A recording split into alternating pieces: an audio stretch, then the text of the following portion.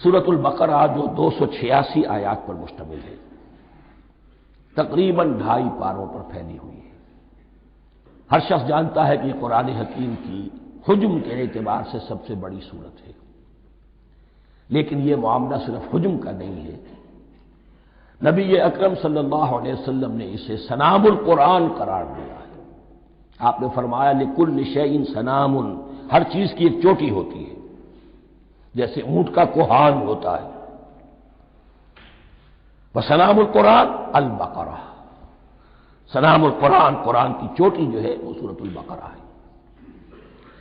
یہ نوٹ کر لیجئے کہ یہاں سے اب پہلی منزل بھی شروع ہو رہی ہے اور پہلا گروپ بھی شروع ہو رہا ہے، اور اس کے ساتھ جو اگلی صورت آئے گی وہ اس کا جوڑا ہے، سورہ آل عمران، جس کی سب سے نمایاں علامت یہ نوٹ کیجئے، یہ بھی الف لام میم سے شروع ہوئی، اگلی بھی الف لام میم سے شروع ہوگی۔ اس کے بعد 2 صورتیں مدنی اور ہیں، لیکن ان دونوں میں نہ حروف مقطعات ہے نہ کوئی اور تمہیدی کلام ہے، براہ راست خطاب سورہ نساء میں یا ایھا الناس اور سورہ مائدہ میں یا ایھا الذین آمنوا، کوئی تمہیدی بات نہیں، کوئی حروف مقطعات نہیں، براہ راست خطاب۔ وہ ایک جوڑا ہے سورہ نساء اور سورہ مائدہ، اور یہ ایک جوڑا ہے سورہ بقرہ اور سورہ آل عمران۔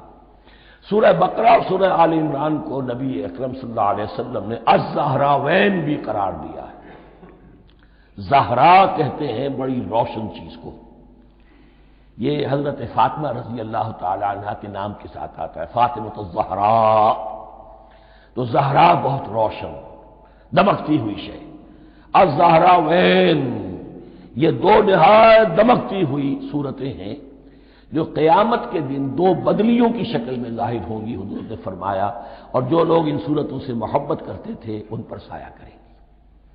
اللہم ربنا اجعلنا منہم، ہمیں اللہ تعالیٰ ان میں شامل فرما لے۔ اس سورہ مبارکہ کو 2 حصوں میں تقسیم سمجھیے۔ ویسے تو یہ کہ رکوع آئیں گے، پارے بھی بدلیں گے اس میں، لیکن حصے 2 ہیں۔ پہلے حصے میں اصل روئے سخن سابقہ امت مسلمہ سے ہے، یہود سے، بنی اسرائیل سے۔ دوسرے حصے میں اصل خطاب موجودہ امت مسلمہ سے ہے، امت محمد سے صلی اللہ علیہ وسلم۔ پہلے حصے میں 18 رکوع ہیں، لیکن آیات 152 ہیں۔ دوسرے حصے میں 22 رکوع ہیں، لیکن آیات 134 ہیں۔ گویا کہ اس سے آپ کو توازن نظر آئے گا کہ اگرچہ ادھر رکوعوں کی تعداد کم ہے 18، لیکن آیات کی تعداد زیادہ ہے 152۔ دوسرے حصے میں رکوعوں کی تعداد زیادہ ہے 22، لیکن آیات کی تعداد 134۔ اسی لیے اس کا ایک نام میں نے تجویز کیا ہے، وہ اس لیے تاکہ کچھ حقائق آپ کے ذہنوں میں ان ناموں کے حوالے سے بھی انشاءاللہ محفوظ ہو جائیں گے۔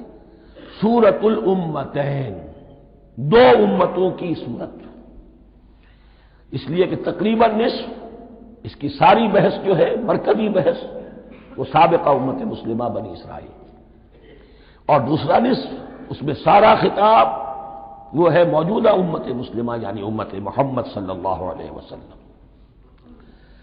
اس کا جو پہلے 18 رکوع ہے یا پہلا حصہ ہے، اس کے اندر ڈویژن فردر ہوگی ورٹیکل، عمودی، پہلے 4 رکوع، پھر 10 رکوع، پھر 4 رکوع۔ لیکن جو 22 رکوع ہیں دوسرے حصے کے، دوسرے نصف کے، اس میں ڈویژن جو ہے جو ہاریزونٹل ہے، وہ افقی تقسیم ہے، عمودی نہیں، افقی۔ وہ میں بعد میں بیان کروں گا جب ہم وہاں پہنچ جائیں گے۔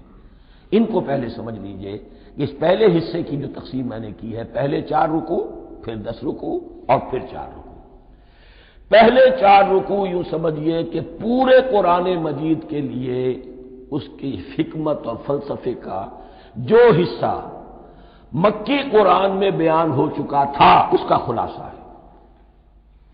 جب یہ صورت نازل ہو رہی ہے تو یہ تو مدینہ میں حضور تشریف لا چکے ہیں، 12-13 سال جو ہے گزر چکے ہیں، اور ان 12-13 سالوں کے دوران 2/3 قرآن نازل ہو چکا ہے۔ اس میں جو بھی حکمت، فلسفہ اور بنیادی دعوت یہ جو چیزیں مکی قرآن میں بیان ہوئی ان کا خلاصہ نچوڑ نکال کر یہاں 4 رکوعوں میں رکھ دیا گیا۔ اگرچہ ان میں بھی جب گہرائی میں آپ دیکھیں گے تو روح سخن جو ہے وہ بنی اسرائیل کی طرف ہے، وہ میں بعد میں عرض کروں گا، لیکن اضافی طور پر یہ سمجھ لیجئے کہ پورے مکی قرآن کے حکمت اور پیغام کا خلاصہ ان 4 رکوعوں میں۔ پھر 10 رکوع ہیں جن میں براہ راست خطاب ہے سابقہ امت مسلمہ، یا بنی اسرائیل۔ اس کے بھی 2 حصے ہیں۔ پہلے ایک رکوع میں دعوت ہے، بڑا انداز اس کا بڑا پیارا ہے، اس میں دعوت ہے، ایمان لاؤ محمد پر صلی اللہ علیہ وسلم۔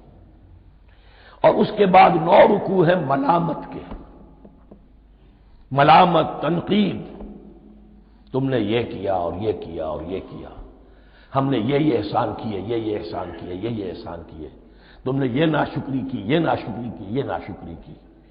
اور اس سب کا نتیجہ آخری 4 رکوعوں میں ہے کہ اب تمہیں اس منصب سے معزول کیا جا رہا ہے جس پر تم 2000 برس تک فائز رہے ہو، اور تمہیں ہٹا کر اب ایک نئی امت محمد کی شکل میں جو وجود میں آ چکی ہے صلی اللہ علیہ وسلم، اسے اس پر فائز کیا جا رہا ہے۔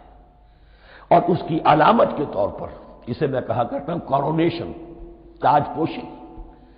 ایک امت معذور، دوسری امت اس کا نصب ہو رہا ہے، اس کی تاج پوشی کے لیے سمبل، علامت کیا ہے؟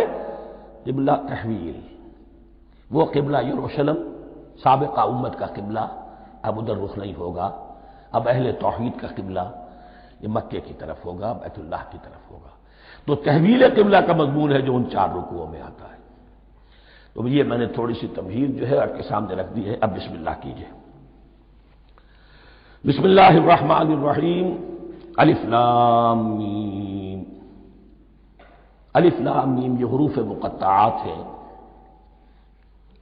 یہ علیحدہ علیحدہ پڑھے جاتے ہیں، علم نہیں پڑھ سکتے اس کو۔ الف لام میم، ہا میم ہے، ہا علیحدہ میم علیحدہ، اگرچہ لکھے ہوئے ہوتے ہیں جڑے ہوئے، کاف ہا یا عین صاد لکھے ہوئے جڑے ہوئے، پڑھے جائیں گے علیحدہ علیحدہ، قطع علیحدہ کرنا۔ تو حروف مقطعات ان کے بارے میں ایک بات تو جو ہے اجماعی ہے، سب کے نزدیک مسلم ہے، ان کا کوئی حتمی مفہوم اور ان کے حتمی معنی کسی کو معلوم نہیں سوائے اللہ اور اس کے رسول کے۔ اس معنی میں یوں بھی کہا گیا یہ کوڈ ورڈز ہیں، جیسے کہ کوئی میسیجز جو ہیں ادھر ادھر بھیجے جاتے ہیں، سیکرٹ میسیجز، تو کچھ کوڈ ورڈز ہوتے ہیں جس سے سمجھ میں آتا ہے کہ یہ بات واقعتاً صحیح سورس سے آ رہی ہے، واللہ عالم۔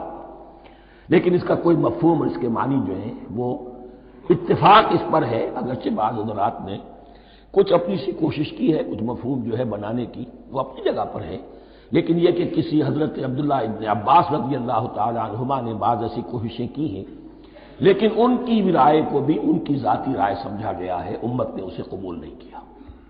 اجماع اور کنسنسس اسی پر ہے کہ اس کے معنی اور مفہوم کسی کو معلوم نہیں سوائے اللہ اور اس کے رسول کے۔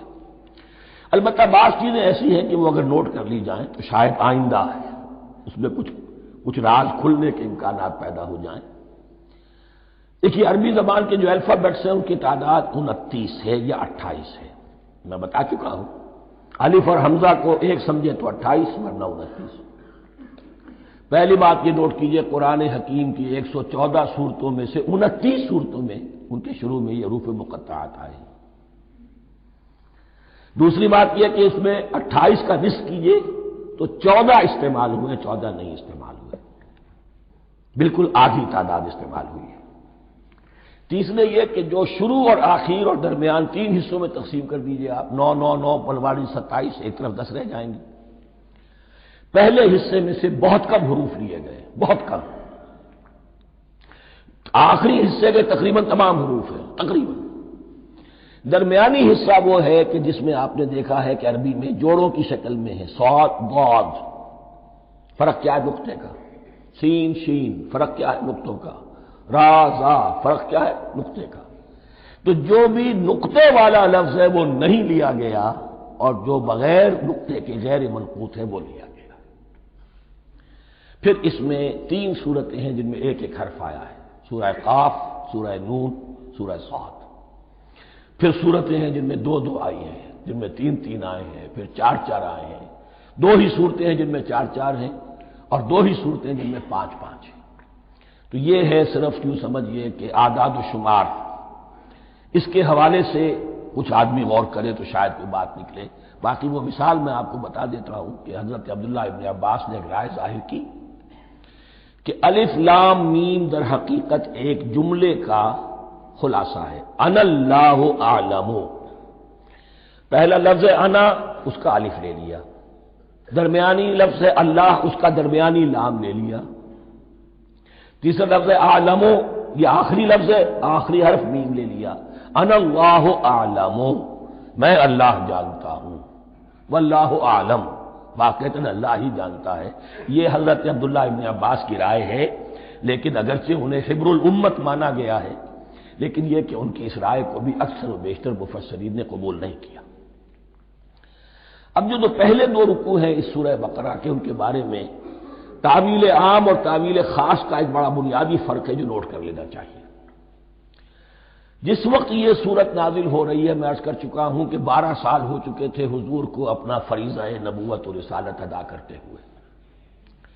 ایک جماعت اچھی بھلی تیار ہو چکی تھی جنہوں نے حضور کی دعوت پر لبیک کہا، ایمان لائے اور آپ کی تعلیمات پر عمل کیا۔ وہ ایک گروہ موجود تھا، یہ ابو بکر ہے، یہ عمر ہے، یہ عثمان ہے، یہ طلحہ ہے، یہ زبیر ہے، یہ عبد الرحمن ابن عوف ہے، یہ مصعب بن عمیر ہے، دیکھ لو۔ اور ایک گروہ وہ تھا کہ جو حق کو جان کر پہچان کر محض اپنی ضد اور ہٹ درمی کی باعث وہ کفر پر آ گیا تھا۔ اور اب ایک تیسرا گروہ پیدا ہو رہا تھا مدینے میں آ کر، وہ ابھی ایمبریونک سٹیج میں ہے کہ جو داعی ہے، مدعی ہے کہ ہم مانتے ہیں لیکن حقیقت میں نہیں مانتے۔ یہ 3 قسم کے گروہ دنیا میں ہمیشہ پائے جائیں گے، ہمیشہ۔ اب اسے میں اس کو لا رہا ہوں تعویل عام کی طرف۔ جب بھی کبھی کوئی دعوت اٹھے گی انقلابی، ایک ہوتا ہے وعظ و نصیحت، ٹھیک ہے، جس نے بھی فائدہ اٹھایا اٹھا لیا۔ ایک ہوتی ہے دعوت انقلابی، وہ انقلابی دعوت کا ہدف ہوتا ہے نظام کو بدلنا۔ نظام بدلتا ہے تو ظاہر بات ہے کہ جو لوگ اس نظام میں جن کے ویسٹڈ انٹرسٹ ہیں اور جن کو پریولیجز حاصل ہیں، جن کے مفادات ہیں، وہ تو لازماً اپنے نظام کا تحفظ کریں گے۔ ٹکراؤ ہوگا، تصادم ہوگا، تصادم میں جانی نقصان بھی ہوگا، مالی نقصان بھی ہوگا۔ یہ گویا کہ کسی انقلابی دعوت کے لوازم ہیں۔ اگر یہ شاید نہ ہو تو دعوت انقلابی ہے ہی نہیں۔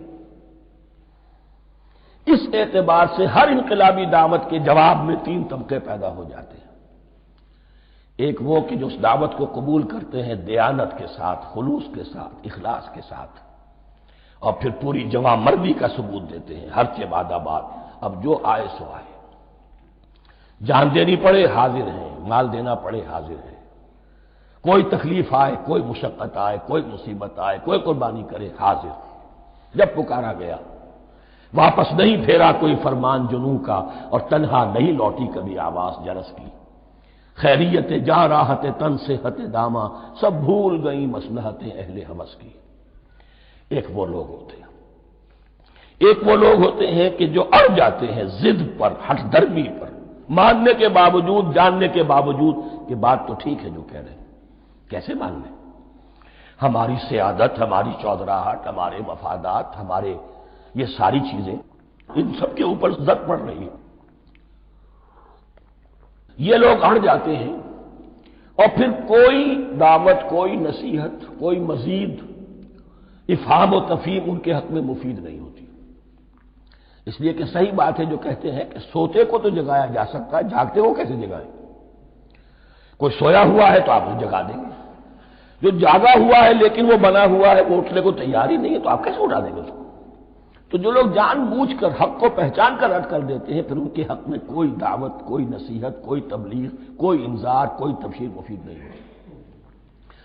تیسرا درجہ ایسے لوگوں کا ہوتا ہے جو یا تو شروع میں آتے ہی شرارت کے ارادے سے، کوئی مصلحت ہے جس کی وجہ سے اس دعوت کو قبول کر لیا، کوئی ذاتی منفعت ہے جس کے لیے قبول کر لیا، یا یہ کہ شروع میں تو اخلاص کے ساتھ آتے ہیں لیکن جب قربانی دینے کا وقت آتا ہے تو تو ان کے اندر سیرت و کردار کی وہ مضبوطی نہیں ہوتی کہ ہر چباد آباد، یہ نہیں ہوتی، وہ پھر ڈگمگاتے رہتے ہیں، کبھی کچھ چلے پھر کہیں ٹھٹک کر رہ گئے، پھر کہیں کچھ چلے پھر ٹھٹک کر رہ گئے۔ یہ تیسرا طبقہ ہے کہ جو کہتا ہے، دعوی مدعی ہے کہ ہم نے مانا ہے، قبول کیا ہے، بات ٹھیک ہے، کچھ تھوڑا بہت چلتے بھی، لیکن جہاں مشکل آئی ٹھٹک کر کھڑے ہو گئے، اوندھے منہ گر پڑے۔ یہ تیسرا طبقہ ہے۔ اس کے لیے لفظ ہمارے ہاں منافقین بھی ہے، لیکن اس رکوع میں آ کر ابھی ان 4 رکوعوں میں نہیں بلکہ سورہ بقرہ میں مکمل میں بھی کہیں نفاق کا لفظ نہیں آیا ہے، اس لیے کہ اسے مرض سے تعبیر کیا گیا ہے۔ یہ مرض ہے ایک، اور اس مرض کے ذریعے سے لوگوں کے اندر جو ہے وہ ایک نفاق کا بیج پڑ رہا ہے، جو ظاہر ہوگا تو منافقت پوری کی پوری کھل کر سامنے آ جائے گی۔ روگ ہے انسانی شخصیت کا، اس حوالے سے وہ تیسری، اور یہ چونکہ اہم ترین حصہ تھا اور یہ مرض اب شروع ہو رہا تھا، مدینے میں، مکے میں نہیں تھا، لہذا زیادہ تفصیل سے اس کے بارے میں گفتگو ہوئی۔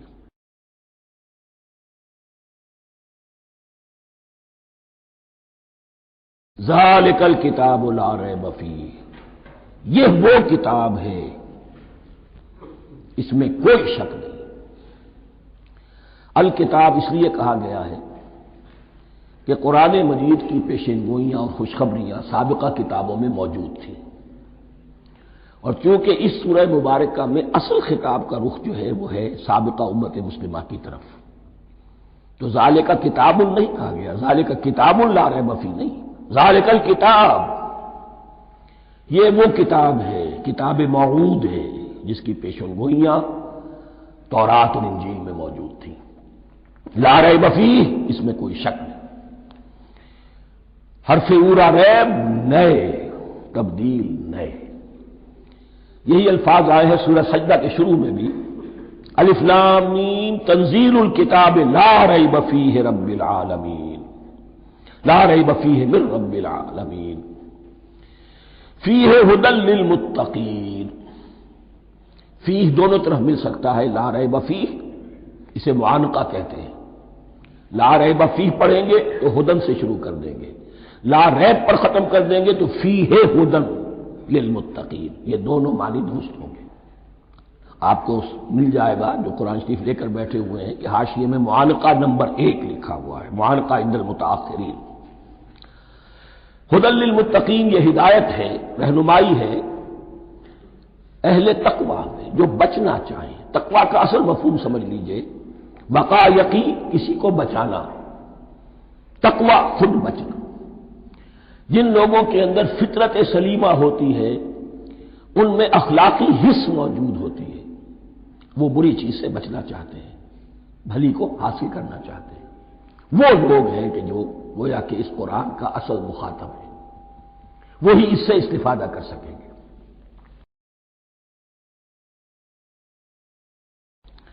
الذین یؤمنون بالغیب، اب ان کے کچھ اوصاف، یہ اصل میں بہت زیادہ واضح ہوتا ہے تعویل خاص کے اعتبار سے کہ دیکھ لو درخت کو اپنے پھل سے پہچانتے ہیں، اس قرآن کے پھل موجود ہیں نا، یہ ابو بکر اور عمر اور عثمان اور علی کون ہیں؟ یہ جو مہاجرین آئے ہیں چل کر، مدینے والوں دیکھو یہ کون ہیں، ان کی شخصیتیں کیا ہیں، ان کا کردار کیا ہے، ان کے اوصاف کیا ہے، یہ کس درخت کے پھل ہیں؟ یہ اس بینہ کے پھل ہیں، یہ اس ذکرہ کے پھل ہیں۔ بینہ رسول من اللہ یتلو صحفا مطہرۃ فیہا کتب قیمہ، یہ اس شجرہ مبارکہ کے پھل ہیں، دیکھ لو ان کے کیا شب و روز ہیں، الذین یؤمنون بالغیب، جو غیب پر ایمان رکھتے ہیں۔ تعویل عام کے اعتبار سے اس کا بہت اہم مفہوم ہوگا، جو یہ طے کر لے کہ سوائے مادے کی دنیا کے مجھے اس سے آگے جانا ہی نہیں، unless I can verify۔ آپ کو معلوم ہے کہ میٹیریل جو حقائق ہے وہ تو آپ ویریفائی کر سکتے ہیں، آنکھ سے دیکھ سکتے ہیں، کان سے سن سکتے ہیں، ویریفائڈ ہے۔ جو یہ سمجھ لے گا کہ اس کے بیونڈ کچھ نہیں ہے تو اس کے لیے قرآن میں کوئی ہدایت نہیں۔ ہدایت قرآنی کا نقطہ آغاز یہ ہے کہ انسان یہ سمجھ لے کہ جو اصل حقیقت ہے وہ مستور ہے، نگاہوں سے چھپی ہوئی ہے، سامنے جو کچھ نظر آ رہا ہے۔ ایک انگلستان کے بہت بڑے فلسفی کی کتاب کا عنوان ہے appearance and reality, reality and appearance, Bradley کی کتاب۔ اپیئرنس جو کچھ نظر آ رہا ہے یہ حقیقت نہیں، حقیقت اس کے پیچھے ہے۔ اور کنفیوشس کا ایک جملہ ہے جو بہت بڑا حکیم اور فلسفی تھا چین کا، بہت بڑا حکیم اور فلسفی، اور ہو سکتا ہے کہ نبی ہو، واللہ عالم، ہم کہہ نہیں سکتے۔ اس کی تعلیم بڑی اخلاقی تعلیم ہے، اور اس کا جملہ سنیے، یہ یؤمنون بالغیب کی اس سے زیادہ صحیح تشریح ممکن نہیں۔ There are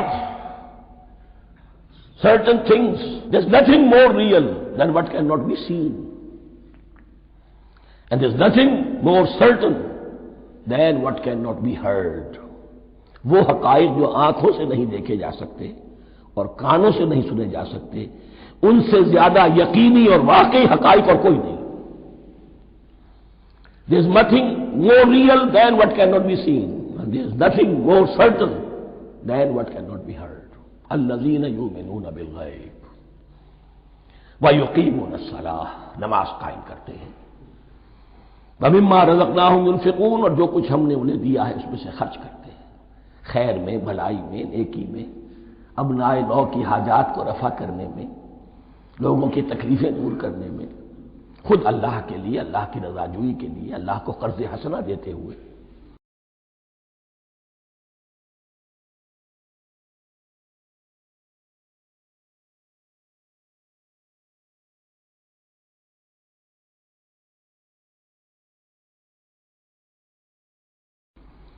والذین یؤمنون بما انزل الیک وما انزل من قبلک، اور وہ کہ جو ایمان رکھتے ہیں اس پر بھی جو آپ پر نازل کیا گیا ہے محمد صلی اللہ علیہ وسلم، اور اس پر بھی کہ جو آپ سے پہلے نازل کیا گیا۔ یہ بہت اہم الفاظ ہیں، اس لیے کہ عام طور پر آج کل ہمارے ہاں یہ خیال پھیلا ہوا ہے کہ یہ تورات اور انجیل کے پڑھنے کا کوئی فائدہ نہیں، کوئی ضرورت نہیں، کوئی ضرورت نہیں کی حد تک تو شاید بات صحیح ہو، لیکن کوئی فائدہ نہیں، یہ بالکل غلط ہے۔ یہ ابتدا ہے قرآن کی، اور کس قدر اہتمام کے ساتھ کہا جا رہا ہے، ایمان صرف قرآن پر نہیں، اس پر بھی کہ جو اس سے پہلے نازل کیا گیا۔ اور سورہ نساء کی آیت، اور سورہ نساء نازل ہوئی ہے کہیں جا کر سن 6 ہجری میں، یا ایھا الذین آمنوا آمنوا باللہ ورسولہ والکتاب الذی نزل علی رسولہ والکتاب الذی انزل من قبل۔ تو اس سے ایمان جو ہے تورات پر اور انجیل پر اور زبور پر اور صحف ابراہیم پر، اجمالی ایمان کی جو اہمیت ہے اس کو اچھی طرح سمجھ لیجیے۔ البتہ یہ ہے کہ چونکہ ہم سمجھتے ہیں اور جانتے ہیں کہ ان کتابوں میں تحریف ہو گئی ہے، لہذا ان کتابوں کی کوئی شے قرآن پر حجت نہیں ہوگی، جو چیز قرآن سے ٹکرائے گی ہم اس کو رد کر دیں گے، ان کتابوں کی کسی شے کو دلیل کے طور پر نہیں لائیں گے۔ لیکن جہاں قرآن مجید کی کسی بات کی نفی نہ ہو رہی ہو تو بہت سے حقائق ہمیں ان کتابوں ہی سے ملتے ہیں۔ انبیاء کے مابین جو زمانی ترتیب ہے، کرونالوجیکل آرڈر جو ہے، وہ تو ہمیں تورات سے ملتا ہے، قرآن میں تو نہیں۔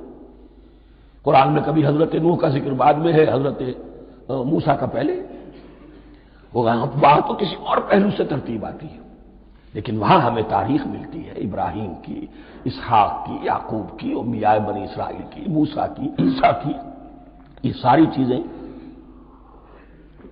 تو اس کی اہمیت جو ہے اس کو سمجھ لیجئے۔ والذین یؤمنون بما انزل الیک وما انزل من قبلک وبالآخرۃ هم یوقنون، آخرت پر وہ یقین رکھتے ہیں۔ نوٹ کرنے والی بات کیا ہے کہ باقی سب چیزوں کے لیے لفظ ایمان آیا، آخرت کے لیے ایقان کیوں؟ واقعہ یہ ہے کہ انسان کے عمل کے اعتبار سے سب سے زیادہ مؤثر شے ایمان بالآخرہ ہے۔ ایمان بالآخرہ ہے تو عمل سیدھا رہے گا کہ ہاں مجھے جواب دہی کرنی ہے، جانا ہے، اٹھنا ہے، اللہ کے حضور حاضری ہے۔ اگر یہ یقین ہے تو عمل صحیح ہوگا۔ اس میں کمی ہو گئی تو توحید جو ہے وہ بھی بس ایک عقیدہ، ایک ڈوگما بن کے رہ جائے گی۔ ایمان بالرسالت بھی بدعات کو جنم دے گا، عید میلاد نبی منا لیجئے، اور کچھ عشقیہ اشعار کہہ دیجئے، نعتیہ اشعار کہہ دیجئے، اللہ اللہ خیر صلی اللہ، یہ ایمان بالرسالت کے مظہر ہوں گے۔ عمل انسان کا درست ہوتا ہے آخرت کے یقین کے ساتھ۔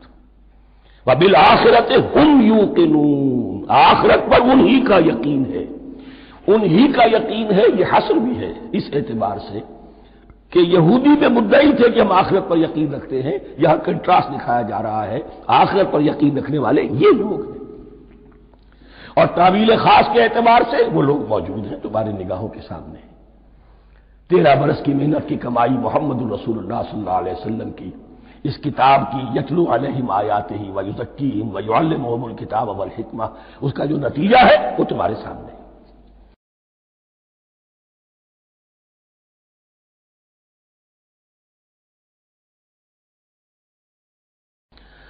اولئک علی ھدی من ربہم، یہ وہ لوگ ہیں جو اپنے رب کی طرف سے ہدایت پر ہیں۔ وہ ابتدائی ہدایت بھی ان کے پاس تھی، اور یہ تکمیلی ہدایت بھی، قرآن پر بھی ان کا یقین پورا ہے، اور محمد کا اتباع بھی وہ کر رہے ہیں۔ وَأُولَٰئِكَ هُمُ الْمُفْلِحُونَ، اور یہی وہ لوگ ہیں جو فلاح پانے والے ہیں۔